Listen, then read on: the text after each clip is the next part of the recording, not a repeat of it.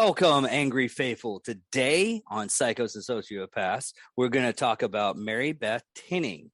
Yay, I got it right. Yay. Thank you.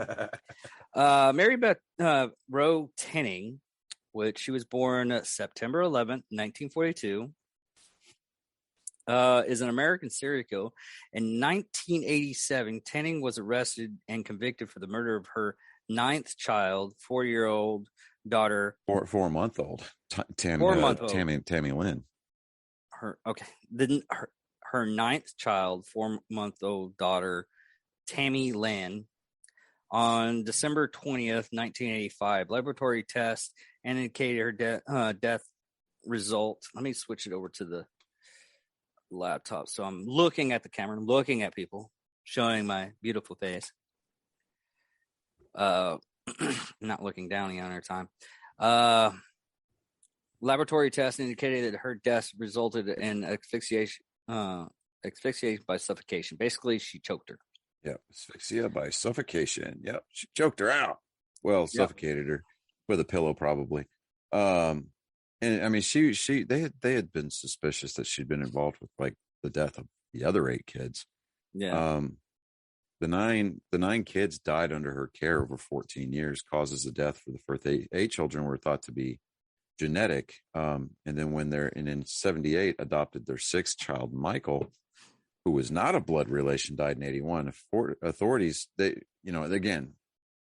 dropped the ball on this one too, but they failed to open the investigation, looking into the death. But they started looking at the other deaths, and the Schenectady. I cannot pronounce that. Why can I not pronounce that? Hold on a second.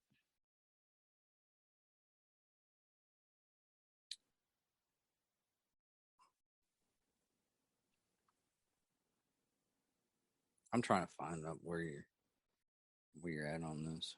I'm just below where you started. Schenectady. Yeah, Schenectady. Yeah, there we go. Prosecutors had only had enough evidence to charge her in one child's death. July of 1987, she got convicted of second-degree murder, sentenced to 20 years to life. An appeal of her case in the New York Supreme Court argued that Tinning's confession to the crime was coerced. Schenectady. There we go. Yeah. It was coerced, and there was insufficient evidence to convict her, but this appeal was denied. Now, initially, when I started reading into this, and anytime that you deal with a woman who is killing her own kids, you automatically want to jump to the whole Munchausen syndrome thing. But she had a diagnosis of Munchausen by proxy, which is abbreviated as MSBP. We talked about that today. Yeah. What was it? The Rose chick that we did, where the mother did that severely because she has. Yeah, the mother was suffering from it, and it ultimately ended up costing her life. But yeah, that whole case there, that was just completely screwed. Yeah. But it was unclear as to whether or not she had actually been diagnosed properly. So analyzing recurring events, some believe that her pattern of behavior aligned perfectly. No, this is the Diagnostic and Statistical Manual of Mental Disorders, 5th edition, or the DSM-5, development and course section on the disorder. In individuals with recurrent episodes of falsification or signs of symptoms of illness and or induction of injury, this pattern of successive deceptive contact with medical personnel, including hospitalizations, may become lifelong, end quote. Now, Tinning was incarcerated at the Taconic Correctional Facility for Women in Bedford Falls, New York. She was denied parole 6 times, granted parole on her 7th hearing on July 2018. She was released on August 21st of 2018. So she's still out and about. She may happen across our podcast. If she does, MaryBeth, we need you on the show. Not to satisfy any kind of morbid curiosity, but I'm just kind of putting it out there that It's one of those rare occasions where the stars align and the moons are in the right phases, the whole 9 yards, if you believe into that kind of bullshit. We just need you on the show so that way we can kind of go, hey, Pick your brain and find out why you're fucked pick your up. brain. Well, it's not necessarily why you're fucked up because, obviously a court of law found you to be somewhat, at least, what's the word I'm looking for here? Sane impaired. Competent enough to have committed at least one of these crimes. Oh yeah. But yeah, because they couldn't get her on the other 8. Yeah, no, they couldn't. But she was born. She was born. Her parents' name was Ruth and Alton Lewis Rowe, Duanesburg, New York. So, she's born and bred in New York State, kind of right. Mm-hmm. Little information regarding her formative years are out there, but during some of this time, her father was deployed overseas. So her dad was he was a soldier during World War II, or at least a service member during World War II. It doesn't say whether or not it was Marine Corps, Navy, whatever, but he was out there fighting the good fight. Mom was working because both parents were away so much she occasionally shuffled among relatives. One elderly relative brazenly told her that she was an unwanted accidental child. When her little brother reached adolescence, MaryBeth told him, "You were the one they wanted, not me." See, I never got that. Why see, if I had found out, if I were to ever find out that I had a family member tell my kids that family member would cease to be family. They would be dead to me. They would cease to be family at that point. Because how dare anybody, I don't care if they did it jokingly or not, you're going to tell my kid that and it's going to affect them in a very profound negative manner. No, that dog don't hunt. I'm sorry. That's one of those situations where you just kind of want to look at them and go, do you want it in the face or do you want it in the gut? Kind of punchy time. Punchy, and then if it's Thursday, well, you got another choices on the menu because you're just going to catch it in the larynx. But she was an average student, went to Duanesburg High School. She graduated at 61. Following high school, she worked at various low-paying, unskilled jobs. She eventually settled on a job as a nursing assistant at Ellis Hospital in Schenectady, New York, 10 miles north of Duanesburg. She was on a blind date with some friends in 63. She met Joseph Tinning on that blind date. He was quietly happy-go-lucky. That's what it says here. They got married in 65. Their first child, Barbara, was born in May of 67. Followed in January of 70 by Joseph Jr. 71, MaryBeth's father died of a sudden heart attack. 74, MaryBeth's husband, Joseph, was admitted to the hospital with a near-fatal case of barbiturate poisoning. Later, he and MaryBeth acknowledged that when the incident occurred, their marriage was in heavy turmoil. This led to her placing barbiturate pills, which she took from a friend with an epileptic daughter, into Joseph's grape juice. He declined to press charges against his wife. And barbiturates are a central nervous system depressant. Yeah. So I'm sitting there going, oh, okay. So, yeah. Anyway, so moving on. So with their kids, December 26th of 71, Jennifer Tinning's third child was born at St. Clair's Hospital. She had hemorrhagic meningitis and multiple brain abscesses that developed in utero. Jennifer lived for only a week and never left the hospital. She died on January 3rd in 1972. So that one would probably be the most actual legit, death of the 9 kids.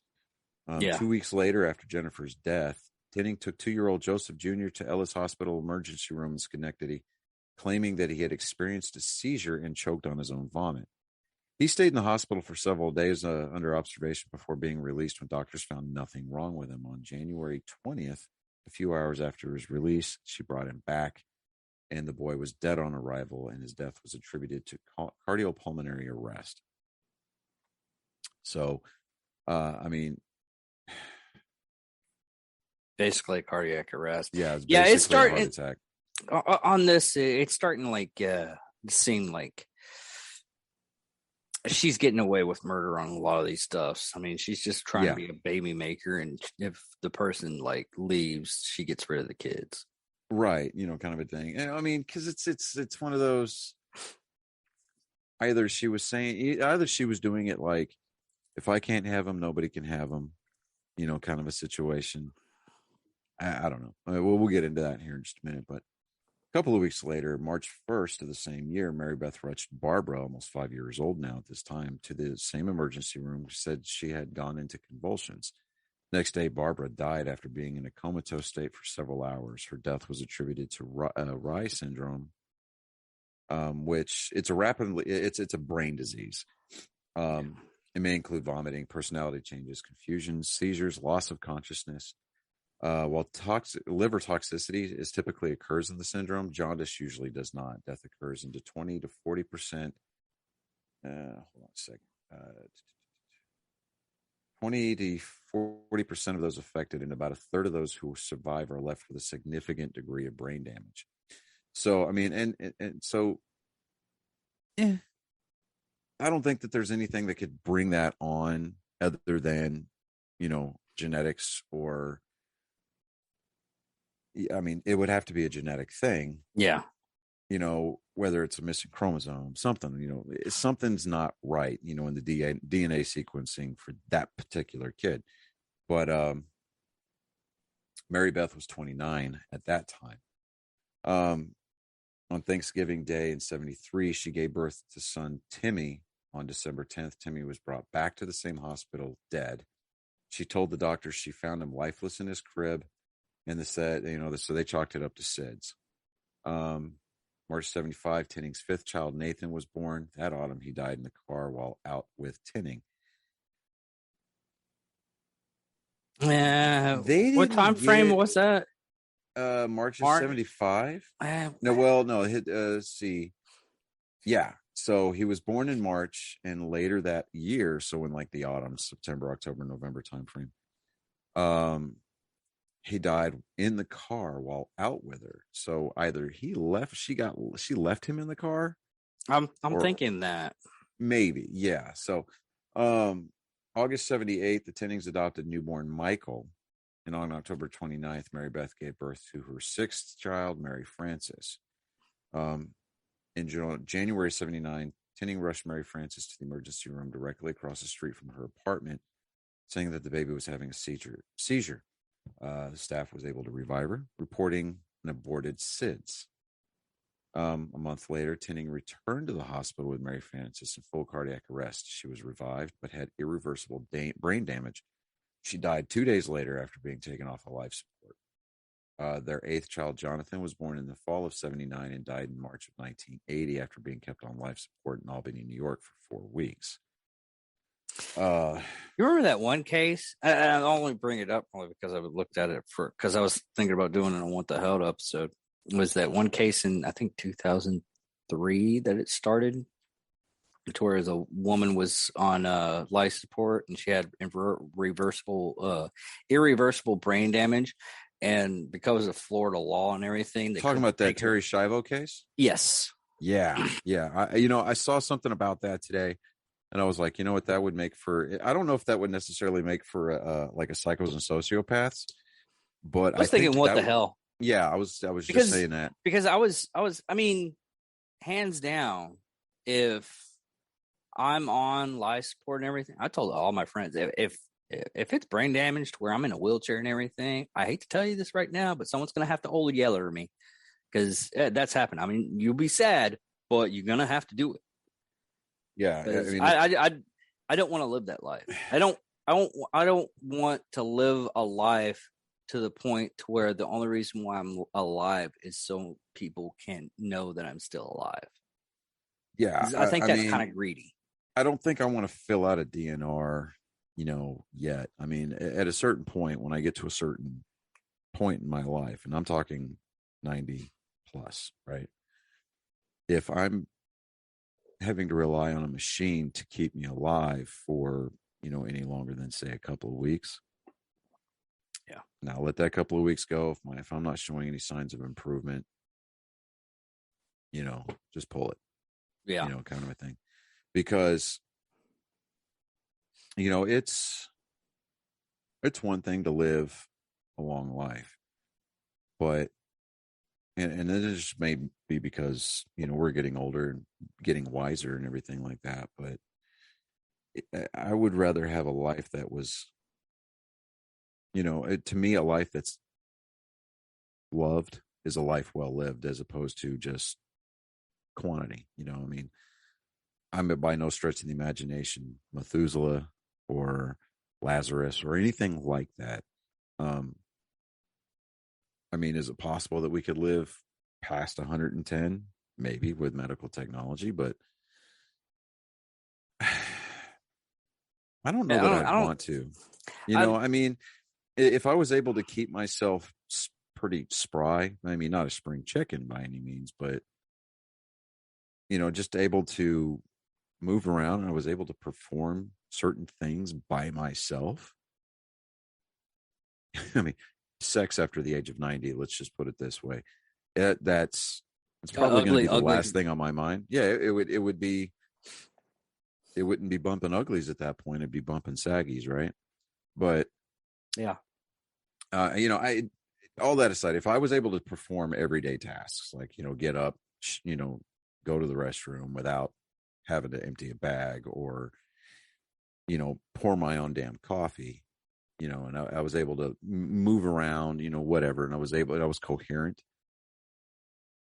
great.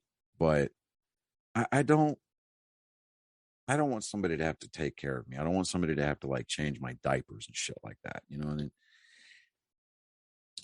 to me, I just couldn't do it. But that's our off track for this episode. No, we'll get off track. We'll get off track later on. Yeah, we will. But yeah. Yeah. So with in February of 81, Michael fell down some stairs and suffered a concussion. March 2nd, Tinning took him to the doctor because he wouldn't wake up. He was already dead when Tinning brought him into the doctor's office. And since he was adopted, the long suspected belief that the deaths in the Tinning family had a genetic origin were discarded. Now, Tammy Lynn was born on August 22nd of 85, but on December 20th, she died from being smothered. I mean, that's legit, right? Yeah. So, and on the day that the Tinnings were visited by Betsy Mannix of Schenectady County's Department of Social Services, and by Bob Imfeld of the Schenectady Police Department about Tammy Lynn's death, causes of the children's death were listed diversely between natural, undetermined, and of SIDS. 6 autopsies of the Tinnings children took place after Tammy Lynn's death, but they did not reveal any signs of abuse. They were suspicious on community whispers of foul play, but prior to Tammy Lynn's passing, there had been no suspicion found in any sequence of deaths. So there were so many of us in on it, I guess, said Dr. Robert L. Sullivan, the Schenectady County's chief medical examiner. If anyone is negligent, I suppose I am. I probably should have said there must be more to it than this, but we all think and don't do it. So, I think, had she not smothered Tammy Lynn, I she think might have gotten away with it. She might have gotten away with it. Now, with the kids that died of medical conditions, I think that, and those might have been legitimate, because that's not something necessarily that you can kind of fake, especially with the Ray's syndrome. But I don't know, with the adopted kid Michael being pushed in, I think he might have been pushed. Oh, he fell down the stairs and got a concussion, and now he won't wake up. Well, that's why you don't let a kid fucking go to sleep with a concussion. Yeah. I mean, everybody knows that that's the rule. You don't go to sleep, until you get cleared, right?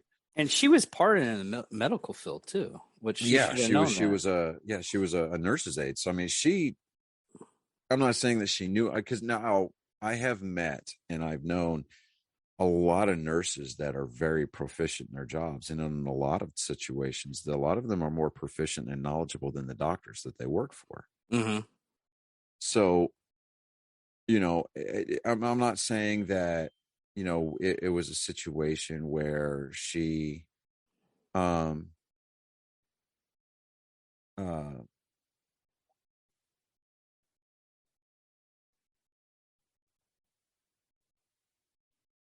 um, it's not a situation where I think she had enough knowledge just to be dangerous. Um, i.e., with, how to get around being caught by by an ME. I mean, it through pathology, toxicology.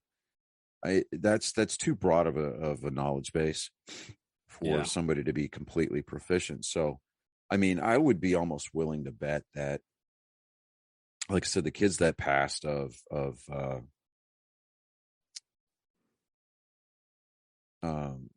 medical, what they say, like SIDS or whatever, sure, fine.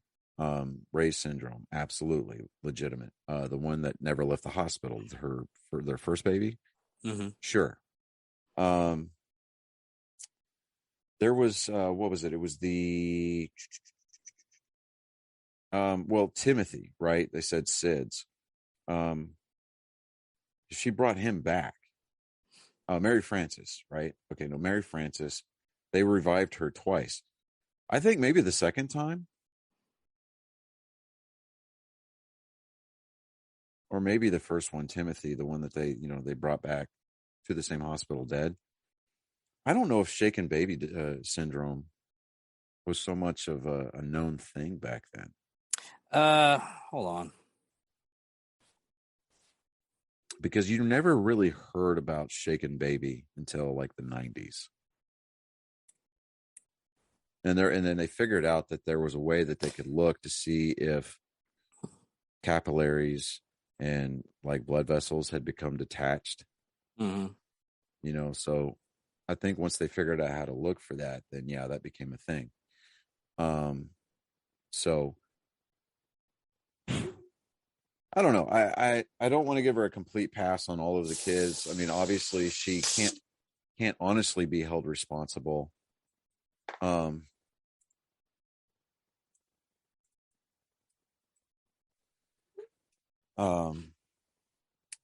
And the latest news is that the Ukrainian forces lost control of Chernobyl. Uh-oh. So the Russians are back in control of Chernobyl. So whether or not they do anything with it, don't know. Are you talking about the nuclear plant that melted down? Then when they've got that big concrete dome over the reactor that breached, the one that's home of the elephant's foot, the basically the melted slab or blob of uranium/steel that's so radioactive that there's only one known picture taken of it, and the person who took that picture died. Yeah. Like they can't even put a camera on a remote around the corner because it's so radioactive that it burns anything that comes near it. Actually, it started in 1974 with the baby shake syndrome. Okay, well maybe they just didn't know to look for it back then. I don't know. Yeah, because this is like still in the 70s and everything. I mean, it all started like in more or less the 71. Right, but yeah. So I mean, they arrested her. They arrested her. Her and her husband were both taken separately to the police department and questioned about Tammy Lynn's death. So during the investigation, MaryBeth signed a document confessing that she murdered Tammy Lynn, Timothy, and Nathan. She was arrested and charged with Tammy Lynn's murder. Police officials initially suspected that she died, or that Tammy Lynn died of SIDS. But Michael Baden, who was the lead forensic pathologist and the member of the state police's special forensic force or unit, determined that Tammy Lynn died from smothering. After charging Mary Beth with Tammy Lynn's death, officials said that they considered the deaths of the 8 other children to be suspicious. Investigators later said that Jennifer's death was not suspect because it occurred before the baby left the hospital. Mary Beth made her $100,000 bail payment and was released from custody until her trial date. The trial started in Schenectady County June 27th of 87.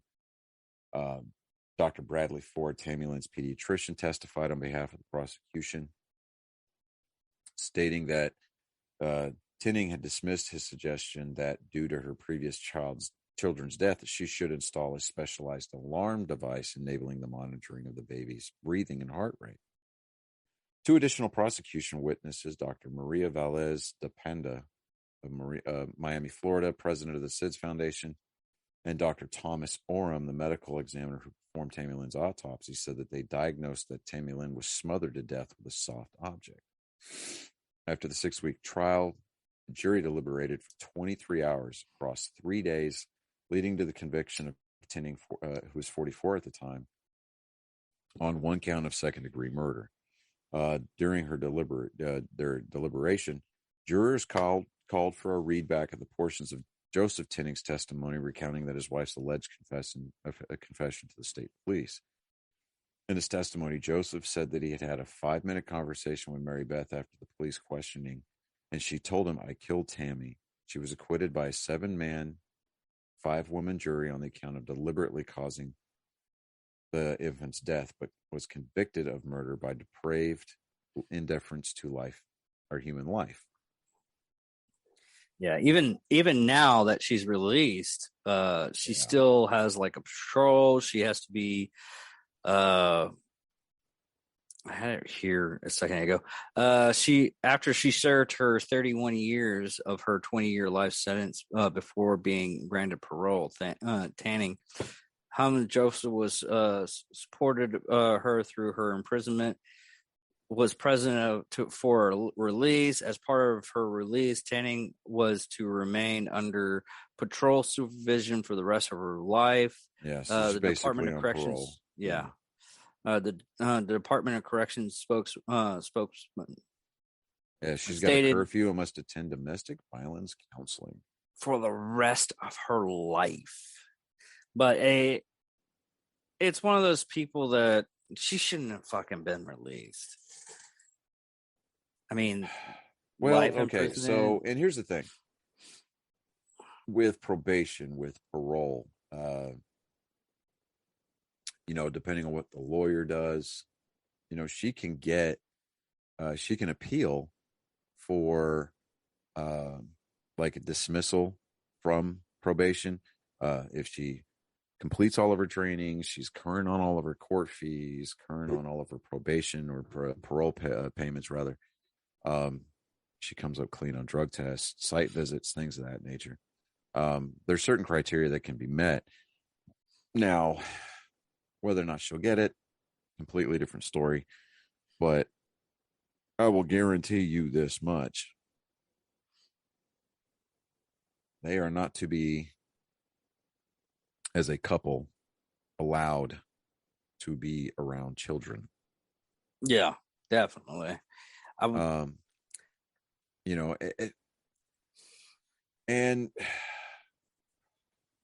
I from a biblical Christian standpoint, I kind of want to maybe commend Joseph a little bit here, because he stayed by her side the whole time.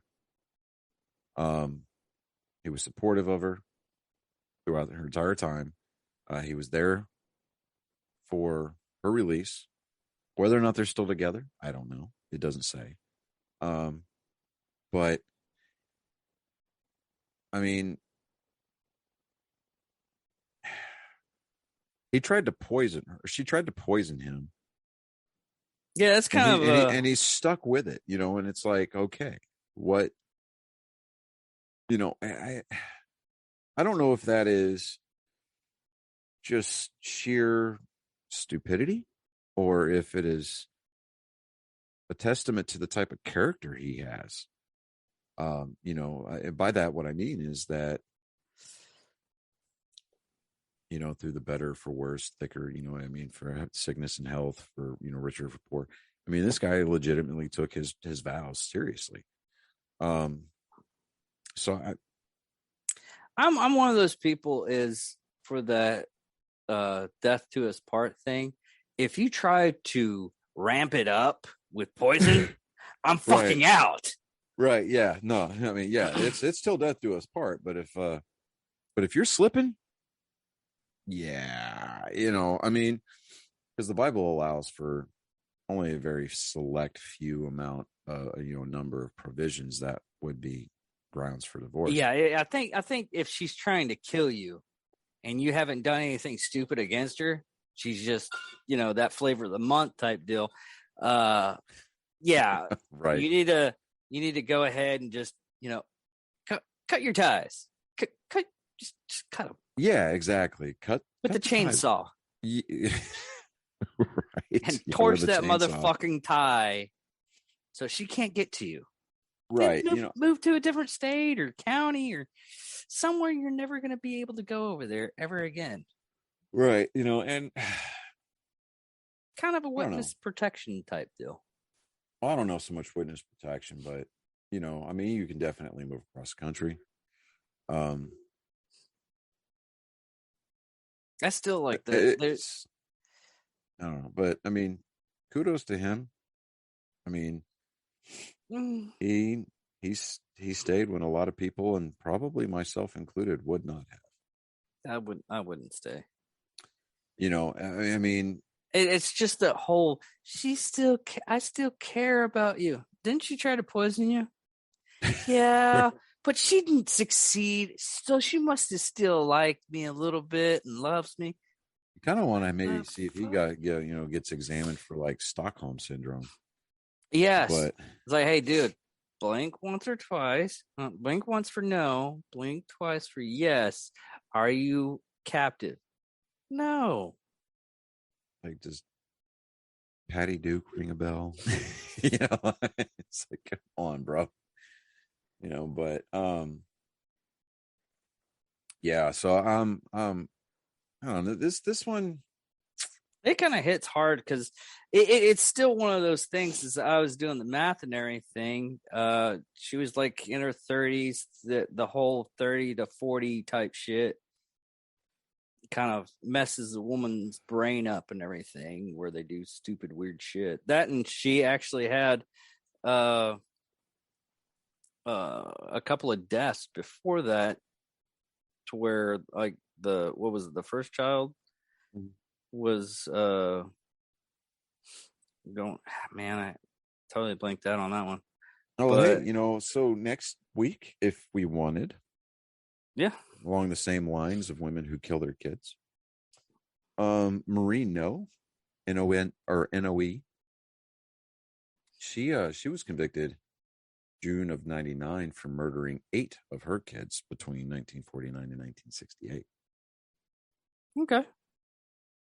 So, let me drop the link. There was one I found that was like, she killed like 14 of her kids.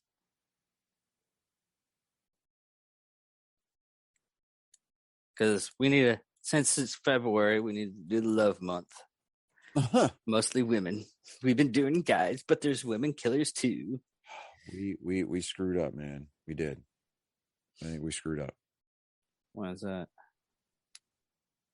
February's Black History Month. We did not do a black serial killer. Yeah, we can do one after this one. But no, after this one would be March.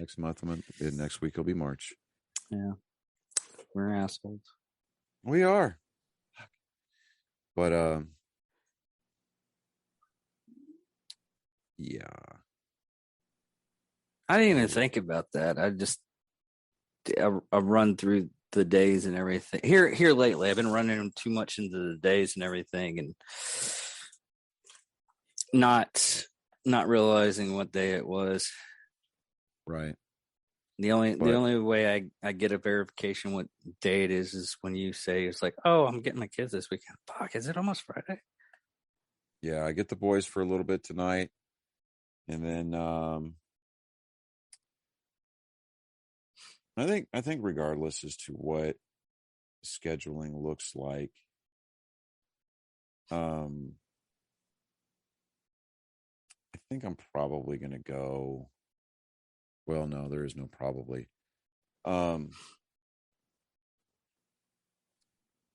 I'm going to tomorrow evening, I think I'm going to turn the car south and go see my woman. So I just sent that link from Marino over to you. And I got smart. Sent it to the laptop this time. Why did I get it out? I don't know. Well, because you do the whole sync thing with your messages. Oh my God. Oh my God, no. Should I do a horrible story? I'm about to. Okay. Okay. This person, Britt Radley, just messaged me. It's like, hey, David, I see we have Curtis as a mutual friend. How do you know him? Please tell me you have some good stories. We're going to have some fun with this. Yeah, do it. And live in air. Well, not live. It's recorded. It's being recorded in front of a live studio audience. Isn't that right, people? Yeah, see, there they go. And then they put up the applause button. Yeah, there you go.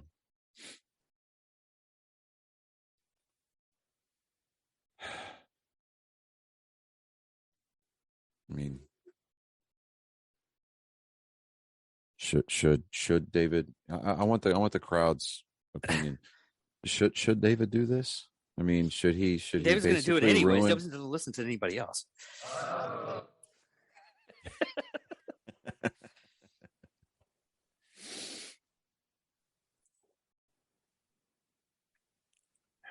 What about you, Kool-Aid man? He's going to send this message. What do you think? Oh no! Oh yeah!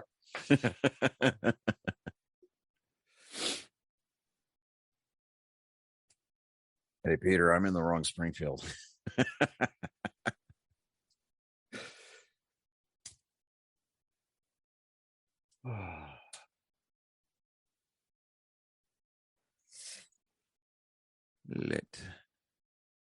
How do you spell cousin? Cousin?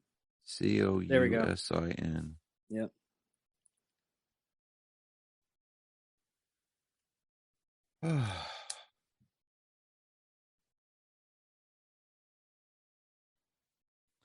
Well, it's currently 26 degrees outside. 10-mile-an-hour wind. That is brutal. Was it the dryer or was it the dishwasher we blew up? Dryer.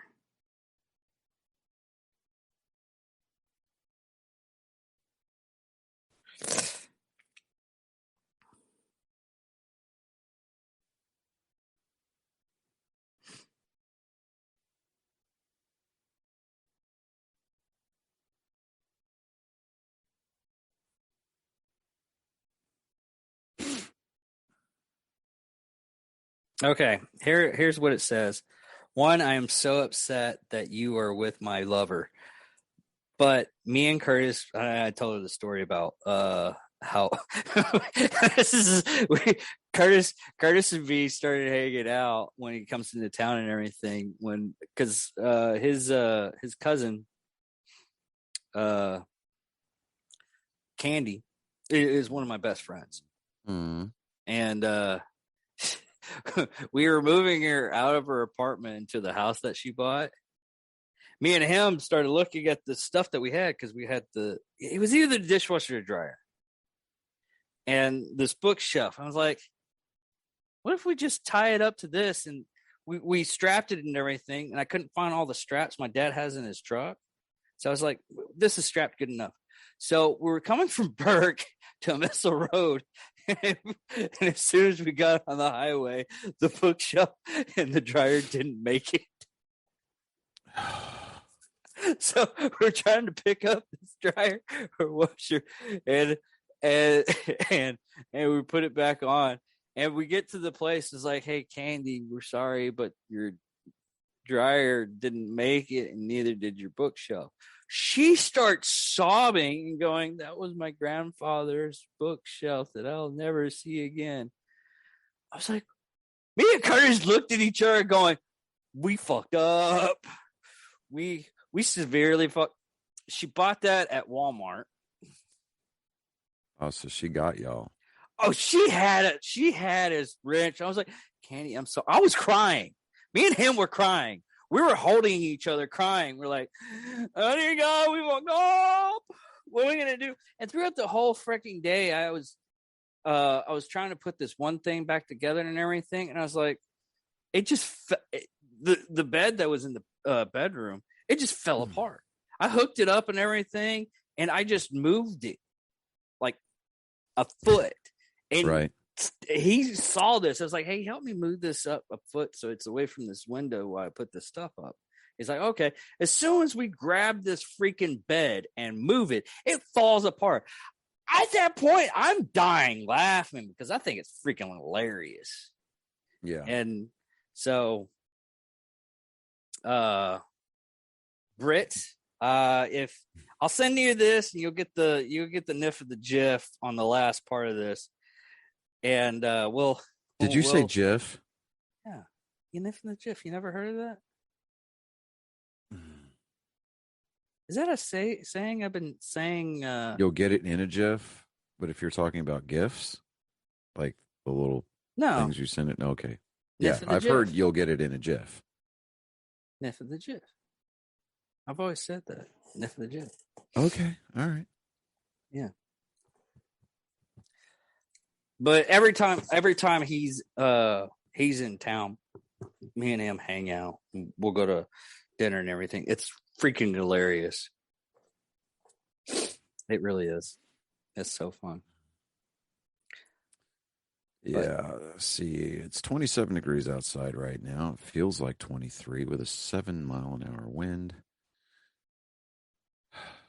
It's too friggin' cold and probably the perfect day to drag your butt back to bed.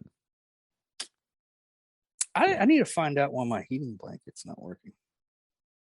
Of course, we're not getting... Well, after Monday, we're supposed to get in the 70s again, so springtime is Monday.